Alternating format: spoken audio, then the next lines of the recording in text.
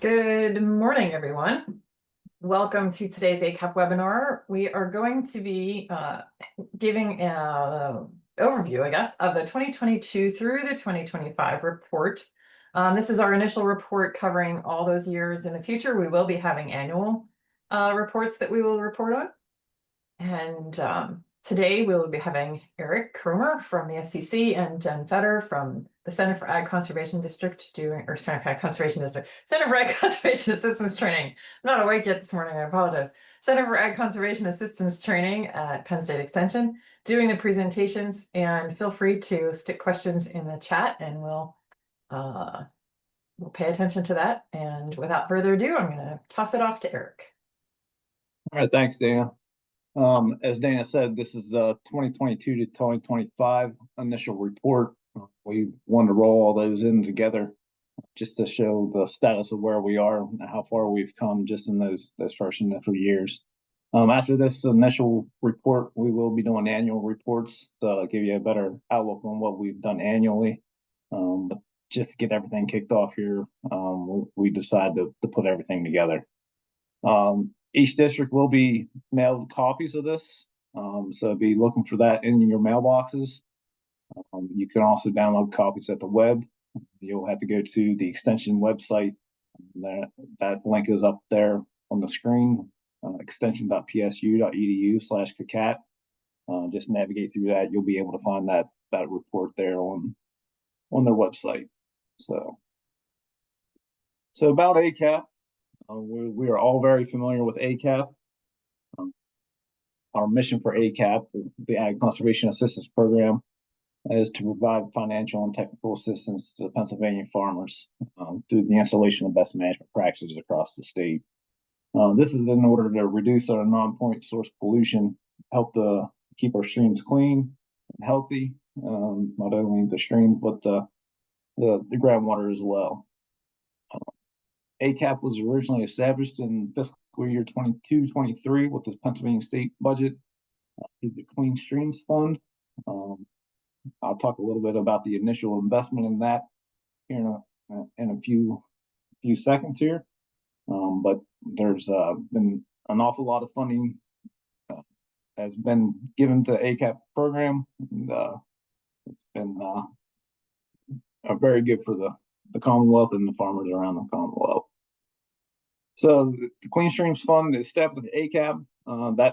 That program needs to be administered to somebody. That was given in the legislation to the State Conservation Commission. Those of you that don't know, the State Conservation Commission is a 14-member board. It's co-chaired by the Secretary of Pennsylvania for 6 months, and another 6 months is chaired by the Department of Environmental Protection. So each secretary takes a turn in co-chairing the State Conservation Commission. So it's a little bit different than any other agency in the Commonwealth due to that. We provide local implementation through delegation agreements with the conservation districts. I don't have to tell you guys that. You guys are very, very familiar with that. So in order for us to establish the local implementation, we rely on you guys to work directly with those farmers and landowners. We also work with cooperating agencies such as Penn State, which is going to be presenting with us today. With that support, the SCC hired them through contractual services and technical assistance. So some of the funding overview. The initial allocation was $154 million. I think there was originally $220 million that went into the Clean Streams Fund. ACAP got 70% of that. So that 70% was $154 million. That came from the ARPA funds, the American Rescue Plan Act. Of that $154 million, the conservation districts themselves got roughly $141 million across the state. Not only have we secured federal funding, we have also secured a consistent state funding as well. The budget in fiscal year 24-25 dedicated $50 million to the Clean Stream Fund, which approximately $35.75 million went to ACAP program with that, plus the interest that we earned off the $154 million. So in your fiscal year 24-25, you got a little bit more money that way. But that's where that money came from. It came from the interest off of that, plus the $35.75 million.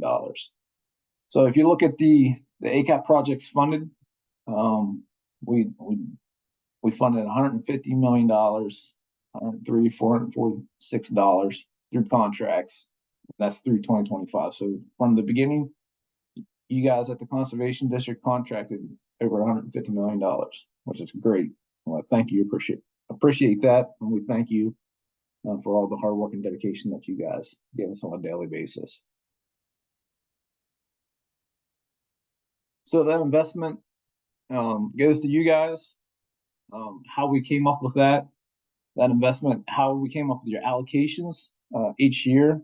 We had to distribute those funds. We look at the criteria. That's the ag impaired stream miles, number of cropland acres, number of farms, number of livestock. We use the ag census. The original funding, the federal funding, was using the 2017 ag census to bring in those numbers. The fiscal year 24-25, we use the 2022 ag census numbers for that. So just to give you an idea of what the funding rates were across the state, again, this is from 2022 to now. That's not including the 2025 funds, which should be moving here soon. We got word on that we can expect those funds to possibly move sometime shortly, hopefully. I'm not crossing my fingers. I'm crossing my fingers. I'm not counting the eggs until they're hatched. So the darker blue here is where you'll see more funding. So the lighter the shade of blue or yellow, the least amount. Usually those are your counties that are at the minimum of $300,000 per year per allocation. So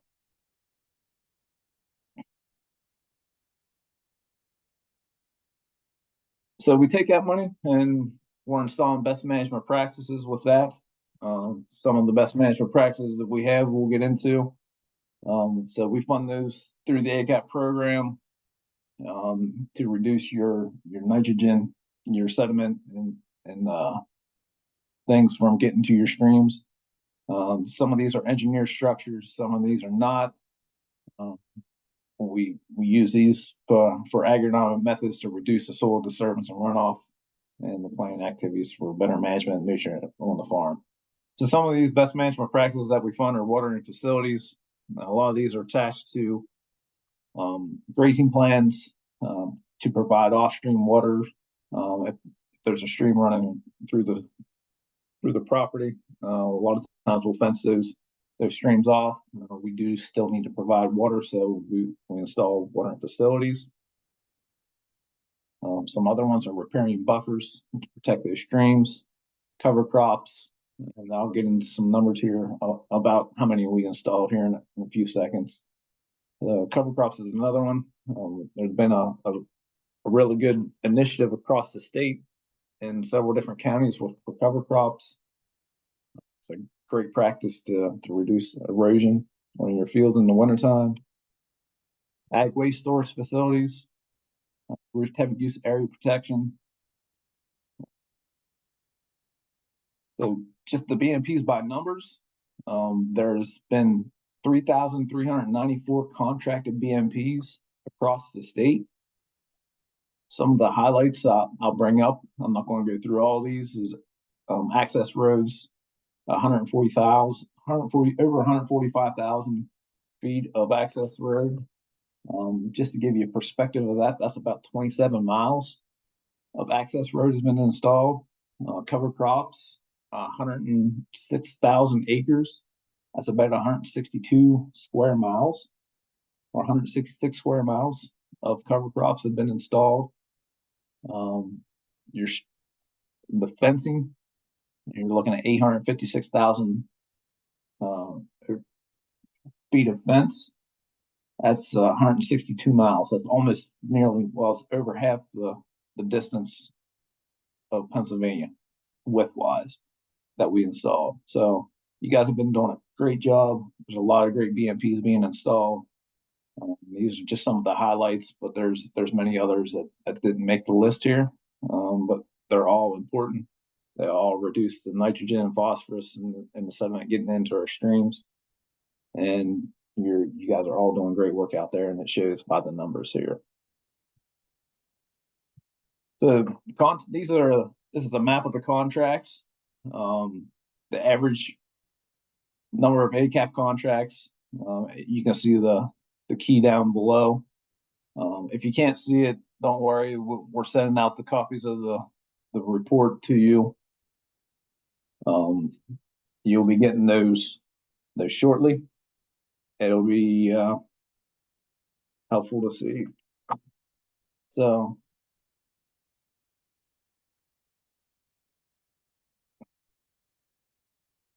the conservation districts receive the contracts, receive the applications. They review those applications by the farmers. Once they are approved, they are contracted with those farmers. Those applications result in a formal binding contract between the district and the farmer. We do encourage those that do have a contract with the farmer, encourage the farmer to have a contract with the landowner. But just giving you an overview of what we've done in the state, we've done 1,363 contracts, and the statewide average per contract is a little over $100,000. So just to give you a perspective of what we're doing across the state.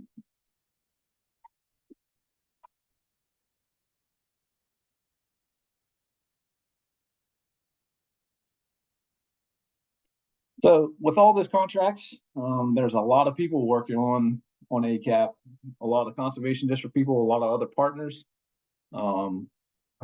So over 140 ag techs and staff are at the conservation district across Pennsylvania. The outreach and communication efforts for farm and landowners, there's been over 115,000 people reached. Out of all those people reached, there's been nearly 2,300 applications has been received.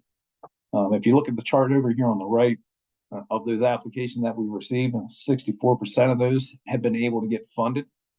So it's showing that, yes, there's a lot of work out there. We received a lot of applications. We've contracted a lot, but there's still a lot to be contracted. So there's still a big need for us to receive more funding. And this really comes down to the conservation districts and all the good work that they've been doing, a lot of the outreach, whether it's field days, banquets, legislative meetings and meals and things like that. You guys have been doing a really good job of getting ACAP out there and getting the word out and getting done. So every year we try to champion the hard work that's been accomplished throughout the year. We have an AgCon meeting, the conference every single year, and during that year we always give out awards. Over the past 2 years, we've given out an ACAP MVP award. That award goes to somebody at the conservation district that goes above and beyond and has really put in a good work. So in 2024, that was Tracy Crawford out of Crawford County. And then in 2025, that was Devin McFeeters in Center County. So in 2024, we also gave out some other awards. The ACAP Team Collaboration Award, that award went to Lancaster County. And the Conservation District ACAP Partnership Award went to Team Ag. And the Innovative ACAP Project went to the Zell and JADIC Project from the Wyoming County Conservation District. In 2025, we had a couple of the same awards, but we threw in a couple more. So the ACAP Team Collaboration Award went to Westmoreland County this year. ACAP Partnership Award went to Hammer Creek Wetland Floodplain and Stream Restoration in Lebanon County. The Innovative ACAP Project went to Jay Zollinger. That was a project in Cumberland County. And the ACAP Rookie of the Year was Emily Stanball out of Cumberland County as well.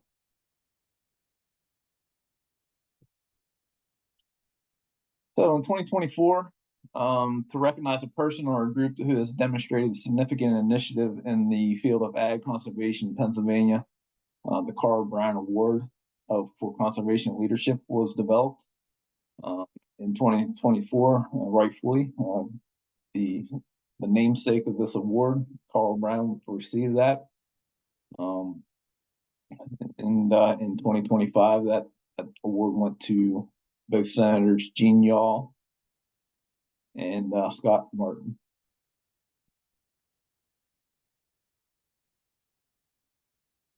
So a little bit of the projects. There's a lot of good work out there. We wanted to emphasize some of the projects that were submitted to us when we compiled this annual report. And I'll go through some of those projects here. So I'll start with Indiana County. This was a grass waterway. This farmstead was facing a lot of stormwater issues that was causing a big gully, as you can see there on the left-handed picture. They installed many downspouts. They installed 5 inlet boxes and stormwater pipe. And then they had 404 feet of underground outlets as well into this project. Also taking care of this, they put in this grass waterway.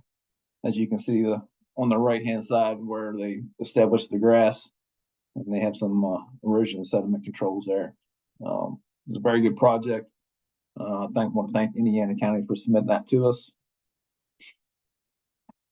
Carbon County, this was a heavy use area protection.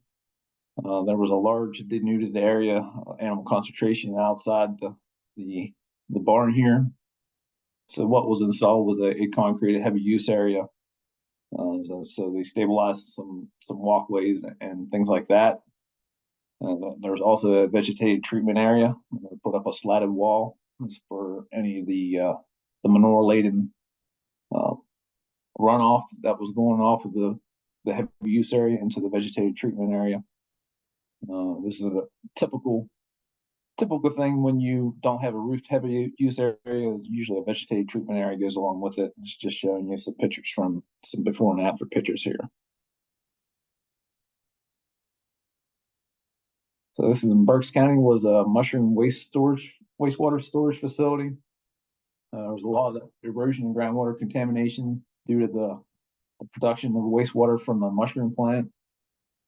So a concrete storage tank was installed. This was a 4-month capacity, and now as the wastewater go into this, and it will have a irrigation system to spray out over and release those fluids.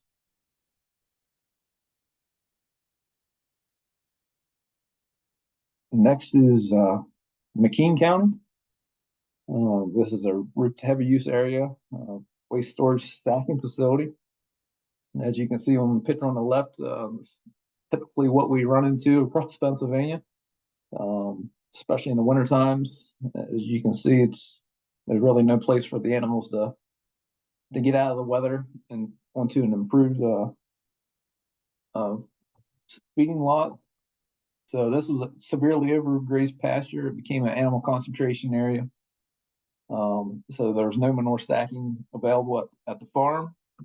This project was completed, this roof manure storage, and they actually implemented a rotational grazing system on this farm as well. This came from Greene County. This is again a roofed heavy use area. Animals were congregating, and there was unprotected manure piles that were causing erosion. As you can see, I don't know if you can see it or not. This picture isn't the greatest, but there's a stream right down next to where that round bale feeder is. So they installed this heavy use area and waste storage facility to alleviate some of the pressure that was put on by that.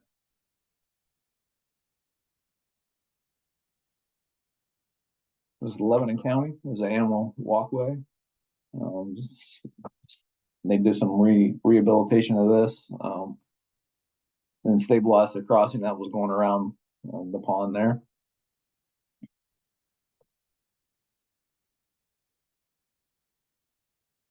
And I believe the last one here is Montour. This was an equine heavy use area and watering system.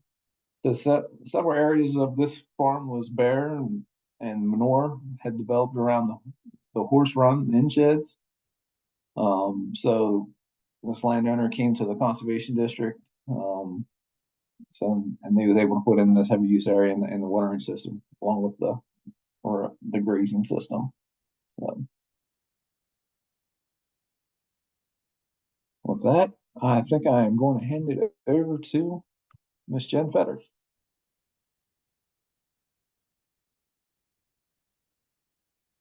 Thanks, Eric. I'm gonna switch the screen share here and take over so that we can talk a little bit about some of the training opportunities and technical assistance events that have taken place over the last couple of years. And we're really grateful to have this opportunity and to be able to provide this service to the ACAP program. And we'll kind of thank you for the many supportive things we've heard from folks and a lot of the input on how to improve these programs. But just a little bit about our Center for Ag Conservation Assistance Training.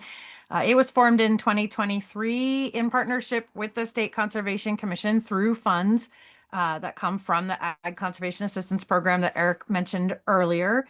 So we started in 2023. It was literally just me, and we spent a lot of that first year interviewing and hiring staff. And so those were sort of our major accomplishments. But then as soon as we had staff on board by the fall of 2023, we kicked right into providing training opportunities. And even really before that, took advantage of some of the existing staff here in Extension to try to get opportunities out there for conservation district staff to help them to fill the needs that they were asking for help with. And based on a lot of input from folks in work groups and in other places, we focused on three major areas of education.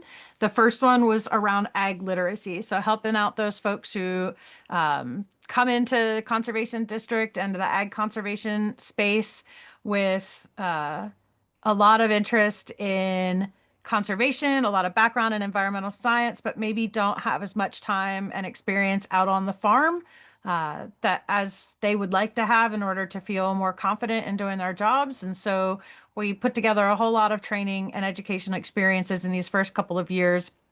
One that we continue to hold every year, the Ag Equipment Demo Field Days, where we pull out all that equipment and let folks get a little more familiar and a little closer up to all the farming equipment so that they can recognize it out on the field, understand how it might help to make some decisions about conservation practices that could be implemented during ACAP based on the farmers' capabilities and their operation styles.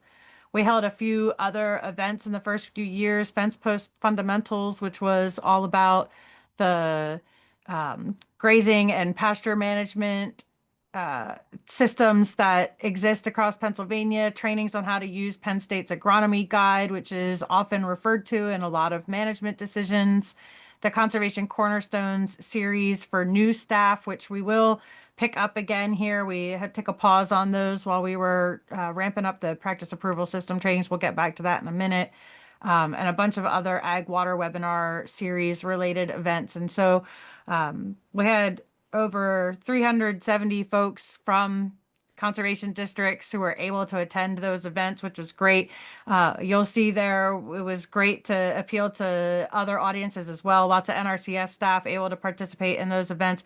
And then a whole bunch of other folks from private industry, from NGOs, from other government agencies who have participated in those events as well. And the nice thing about a lot of those virtual events is that didn't limit the ability for ACAP staff to attend, but it's just helping us to grow your resources in the community to tap into those TSPs and other helpers who also can grow their ag literacy while you are doing the same thing. So we had 17 events in that 2023 to 2025 ag literacy area. Second major programmatic area that we were asked to help with from the work groups and input from the districts was with funding and administration of the ag conservation programs, ACAP specifically, but other ag conservation programs that are out there. So we've held a handful of webinars and trainings around project management, about how to fund ag conservation projects and to tie funding sources together. A whole bunch of ACAP webinars on how to administer the ACAP program in coordination with the SEC team. And again, those conservation cornerstones for new staff, some of those were specifically around funding and administration. And so you can see here this really took a lot more of the ACAP staff's attention and interest, and that was really great for us. We're really glad that 735 of you showed up to those 13 events. That tells us a lot about your needs and what you're looking for, and we thank you for your time and your energy and your dedication to those events. And then actual training around ag BMPs. This is a topic that's of great interest across Pennsylvania and across the Mid-Atlantic region. And so it attracted a lot of folks from outside of the state. We were surprised to see that. But again, those webinar spaces, it doesn't take away from our ability to teach ACAP staff to open the door and let others in. But we had lots of great webinars and trainings in these first couple of years around environmentally sensitive areas on the farms and the right BMPs to address those, wetlands in the ag landscape. We had some field days and workshops around that as well, manure management workshops and webinars for the management planning BMPs, and again, our conservation cornerstones. None of these trainings I just mentioned include the ACAP specific trainings that we held, and I'm going to talk about those next. So the big trainings that took place specifically around the ACAP space in these first few years, we've had 2 ACAP annual conferences, the ACAP Ag Conservation Con. These took place as 3-day conferences with field trips. They're open to all ACAP staff, and we allow other ag conservation professionals to attend those as well. And so again, you can see we get a lot of TSPs, NGOs, partners who come along and attend those conferences. And that's a once-a-year event. And the presenters at that are all invited guests. So we encourage you to let us know if there's something you want to present in the future at conferences. We'd love to see more conservation districts teaching conservation districts. If you've got things to share and success stories, we'll be starting to work on building the agenda for the 2026 conference soon. The work group's going to be talking about that next month. But we also try to bring in some great guest speakers from around the state and even outside of the state who can talk about emerging best management practices and great new tools and resources and training on the engineering side of things or implementation of ACAP again. So we're excited to continue to hold those conferences. I think you've all seen the save the date for 2026 will be in September in Indiana County. And I think Jenny will drop those dates in the chat for us as we continue on in the webinar today. And then we've had our Ag Conservation Keystone training. So huge thanks to the conservation districts who helped host these events. In the period that we're reporting, we held 3 of those trainings. We've since held 2 more since the end of June of this year. We had 2 in the fall this year or late summer. So big thanks in the first year to the folks who helped us get out on farms with active ACAP projects in Center County, in Beaver County, and up in the Hazleton area. I actually can't remember which county the project was in, and somebody will tell me. Just lost my train of thought there. But we crossed county lines while we were up there. And so I want to make sure we thank all the right counties. And then this summer, again, we were in York and then again in Fayette County, seeing their active ACAP projects, getting new staff out. Thanks, Chris Canfield. We were in Lucerne County. Big thanks to Lucerne County.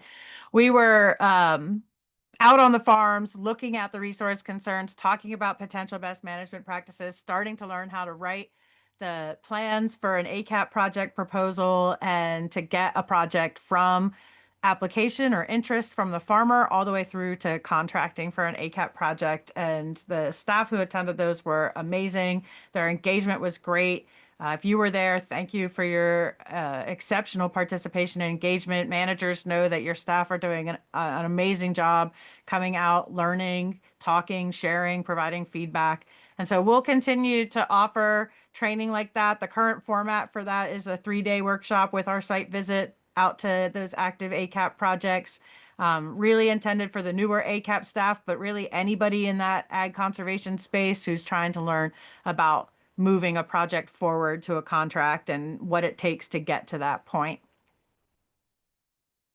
And then finally, past training started this year, which is really, really exciting. We had our first grazing systems trainings before the end of the annual report came out. So we have the fundamentals in there, but not the applied. Those took place in July.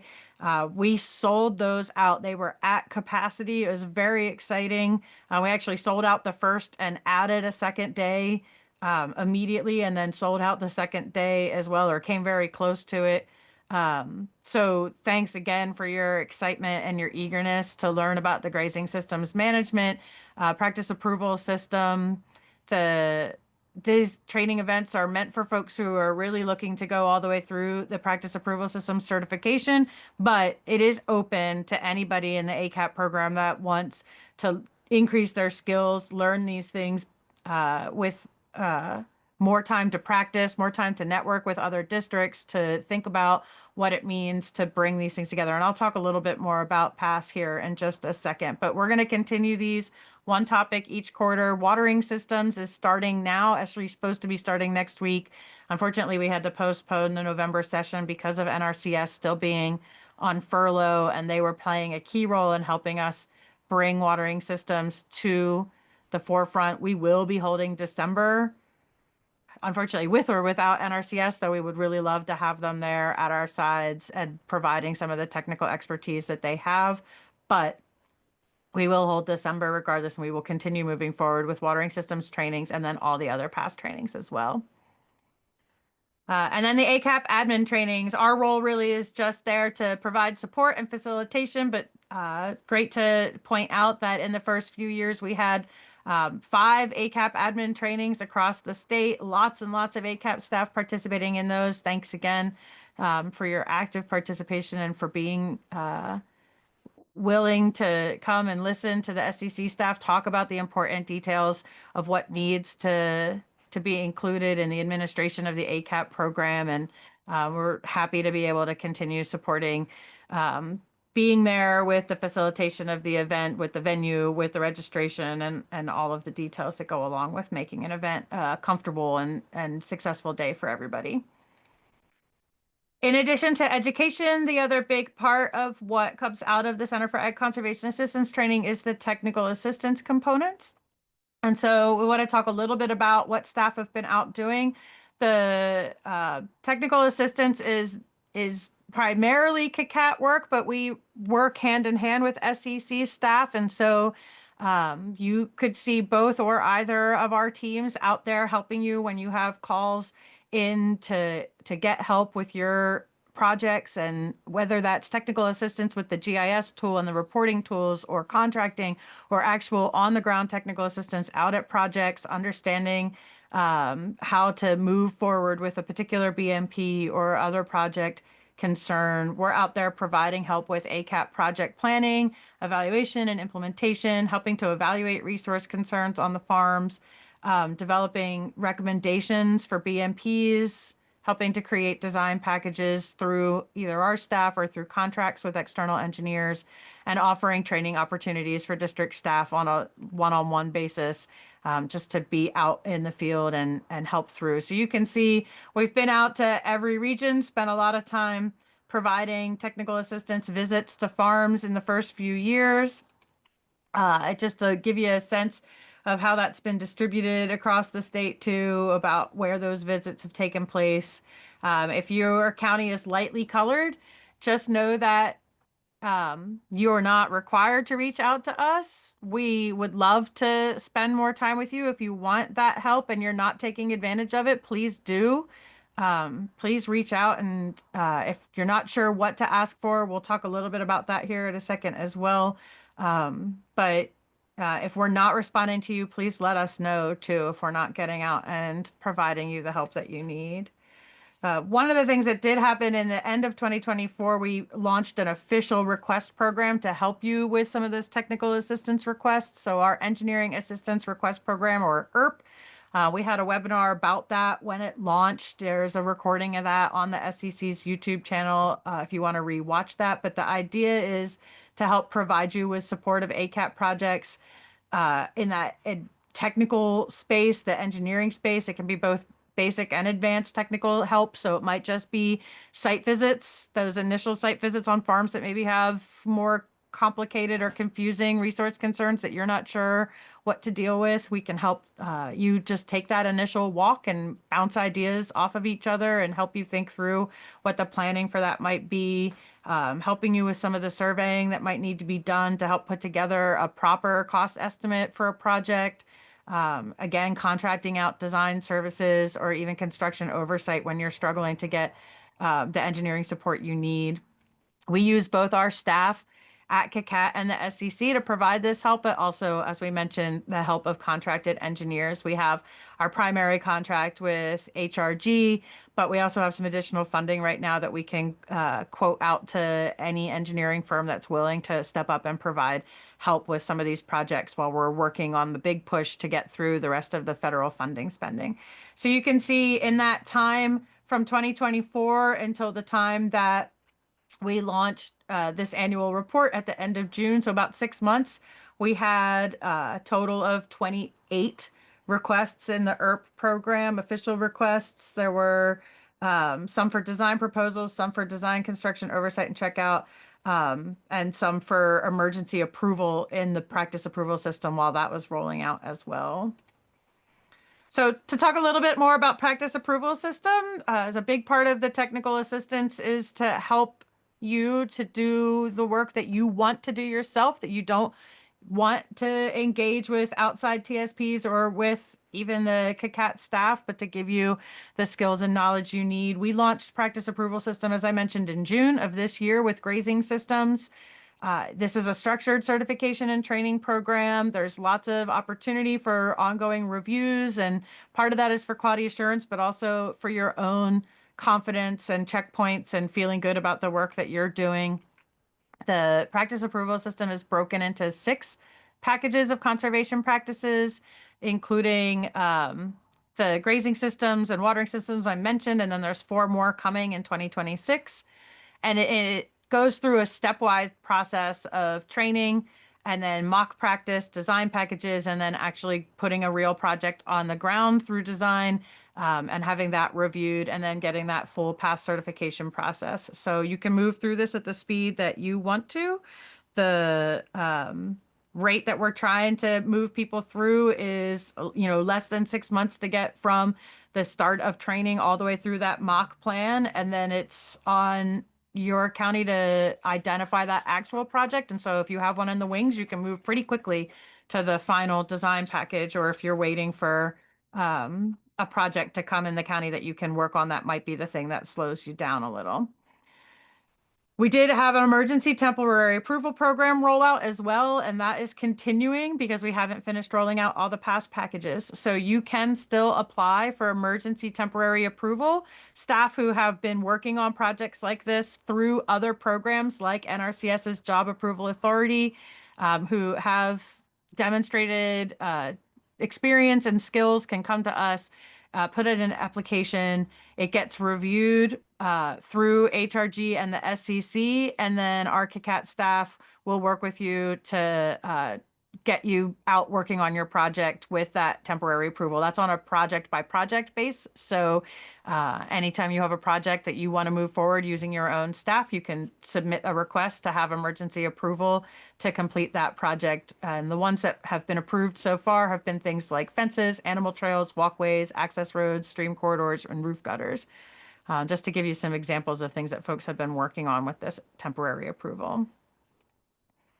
I do want to mention the key partnership we have with HRG, Herbert Roland and Grubik Inc., the engineering firm that was selected through a sealed bid process to help us implement and roll out the PASS program, but also to help with engineering assistance on a select number of ACAP projects every year during these initial first few years of federal funding. And so we've been really grateful to work with them to get the work out and rolling, and just want to thank them for their good partnership with the conservation districts and ACAP and the SCC as well.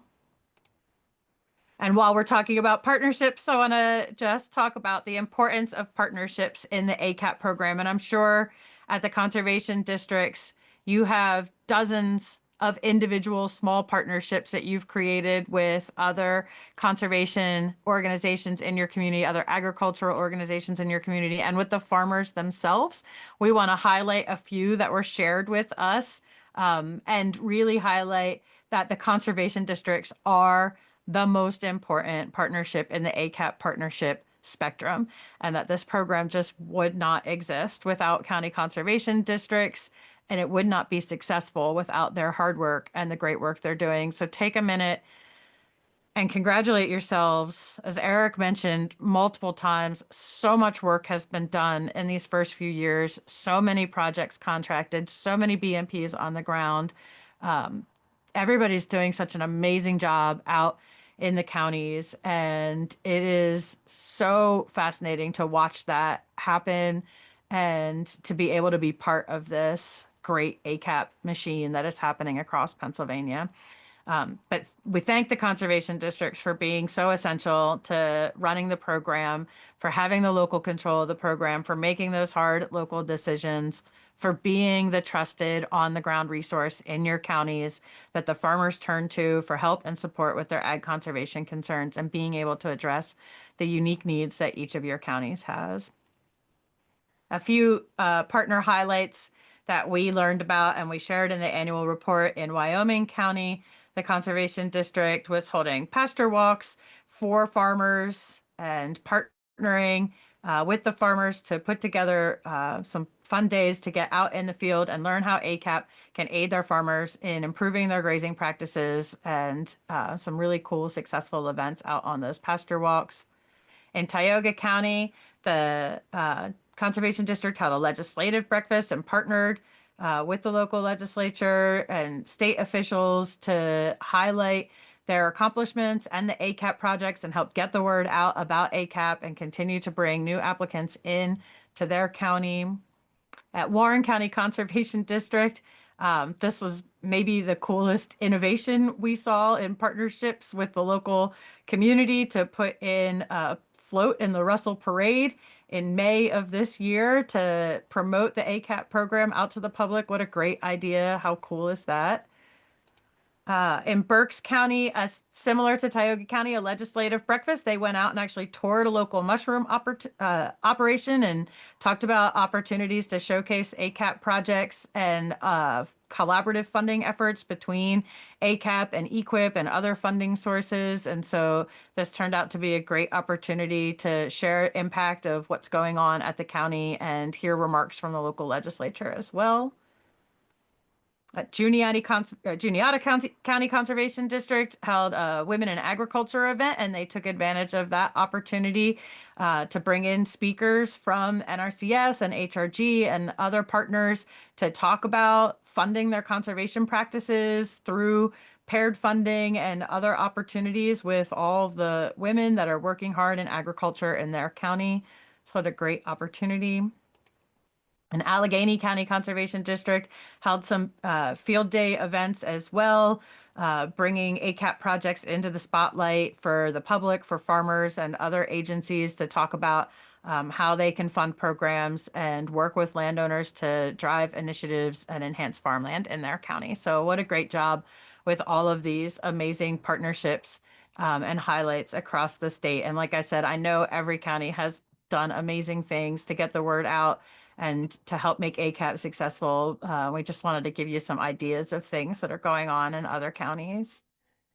A few other major partnerships that were built around the ACAP program since its inception in 2022. One major partnership was the establishment of the Partners in Ag Conservation Excellence. This was a formal signed memorandum of understanding between the State Conservation Commission, Penn State, and the USDA Natural Resource Conservation Service to get together on a regular basis, talk about how ag conservation is being administered in Pennsylvania, make sure that things are working in tandem and not in opposition with each other, to come up with ways to reduce the burdens on the local administration of these programs at county conservation districts and district offices in NRCS, and especially reducing the burden on the farmers as well, who might be pairing their funding sources across multiple places, and looking at training opportunities and how to cross those across these sectors as well. So this is an ongoing partnership. We're thinking often about our federal partners and hoping that we see them back to work soon and are able to continue the great relationship that was born out of this MOU. And then we also started an ag conservation education collaborative. We are well aware that conservation districts are getting hit from every direction with training opportunities and training requirements, and it can be a confusing space and a complicated space and an overwhelming space with too many dates on the calendar, too much time spent out of the office.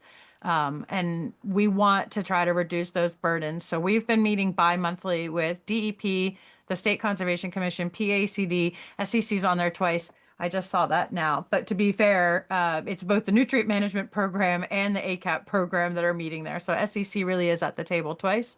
And Penn State to talk about the educational offerings that are being provided to the ag conservation professional community, particularly to conservation districts, and try to decrease the unnecessary burdens of the way our training systems have been overlapping with each other. So we're doing our best to try to make it more efficient for you. We're really thinking about the districts and trying hard to make this work for you the best we can. So look forward to continued improvements there. Last, we just want to talk a little bit about the workforce development piece of ACAP. So in addition to providing on-the-job training and helping to support your ACAP staff at your counties, we're also thinking about the future workforce here in Pennsylvania. So a few highlights of things that have been going on to support the ACAP program include promoting jobs with ag conservation and the ag conservation industry at career fairs across the state. We've been out to 6 career fairs up to the point of the end of June that this report came out, and several more this summer and fall. Since then, we will share any open jobs that you have. Aaron Truba has been doing a great job of trying to maintain open position space on our website and to point undergraduate students to those positions, show them that there's great careers out there in ag conservation, to take the right classes, to be ready to join your workforce with skills and enthusiasm and excitement. We've been partnering with PACD and other technical service providers at these career fairs as well to show the breadth of careers that are available in this conservation space. So it's been really exciting. And then we did launch 2 new courses here at Penn State as well. And we've been sitting in and helping with and providing lectures and guest presentations to other courses taking place for undergraduate students across the state as well. This fall, Dr. Wei Yunhua has been teaching conservation-related agricultural structures to students in the Ag Engineering Department, really hoping to get more undergraduate students exposed to the development and design of agricultural structures that are used for conservation. So all those great projects that Eric was showing earlier, to get the workforce more exposed to and be ready to design those structures coming into jobs with your districts and with TSPs. And in the spring, we'll be launching a conservation management course, which will help take some of the early level conservation classes that do take place at Penn State already to the next level, really get folks thinking about some of those management and planning practices that aren't necessarily structural engineering practices, to really get students ready for the workforce. So it's a complete and very full annual report. There's a lot to take in and read through, but I think the thing that both Eric and I really want you to take away from this first annual report is that amazing, amazing work is happening out in the counties, and it's been tremendous, and it's been such a short period of time, and this program is already doing great things for Pennsylvania and making waves and being noticed locally, state, and nationally.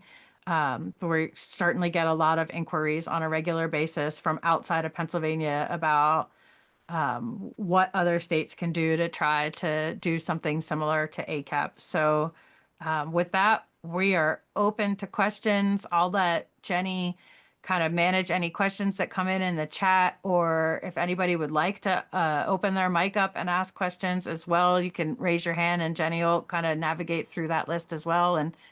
And Eric will take on your questions. I will help answer anything that's not ACAP specific, and we'll go from there. So at the moment, we do not have any questions in the chat or in the Q&A.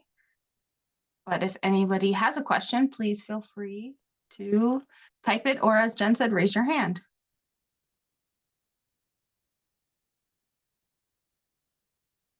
And if not, we are happy to gift you back 9 minutes of your day and not tell anybody that you're not still in a webinar for the next 9 minutes so that you can have some brain space.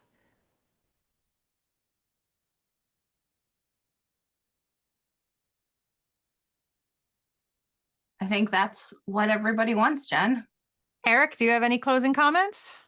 Nope, I just want to thank everybody once again for all the hard work and dedication that they put into the ACAP program, making it successful. It's greatly appreciated, not only from me, but all of our staff in the State Conservation Commission.